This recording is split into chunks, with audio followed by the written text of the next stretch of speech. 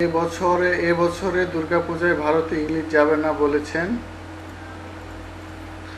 প্রতি বছর দুর্গাপূজায় বাংলাদেশ থেকে ইলিশ উপহার পাঠানো হয়, তবে এবার ভারতে ইলিশ যাবে না বলে জানিয়েছে মৎস্য ও প্রাণী সম্পদ মন্ত্রণালয়ের উপদেষ্টা ফরিদ আক্তার।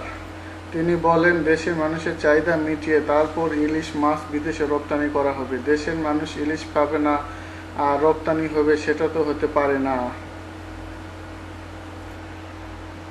ফলে এবার দুর্গাপূজায় ভারতে ইলিশ না যায়, তার জন্য আমি বাণিজ্য মন্ত্রণালয়কে বলে দিয়েছি। এ সময়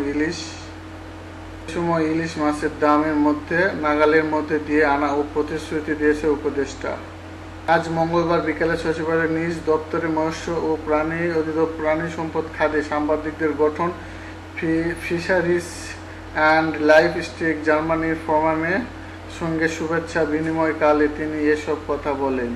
সরকার কোনো মাংস আমদানি করতে চাচ্ছে না, জানিয়েছে তিনি। বলে, এদেশে এখনো লাখো লাখো খামারি গবাদি পশু লালন পালনের সঙ্গে জড়িত। প্রতি বছর কুরবানির ঈদের 20 থেকে 25 লাখ পশু অবিক্রিত থেকে যায়। এমন পরিস্থিতিতে দাম বৃদ্ধির অজুহাত তুলে মাংস আমদানি করলে প্রথমে হয়তো কম দামে পাওয়া যায়, কিন্তু মাংসের চাবিকাঠি চলে যেতে পারে অন্য দেশের কাছে। উপস্য ব্যয় কমিয়ে মাংসের দাম কমানোর চেষ্টা করা হচ্ছে বলে জানিয়েছে উপদেষ্টা ফরিদ আক্তার।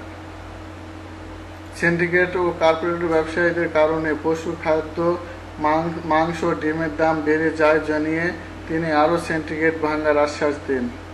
উপদেষ্টা আরও বলেন, পশু খাদ্য সিন্ডিকেট ভেঙে দেওয়া হবে।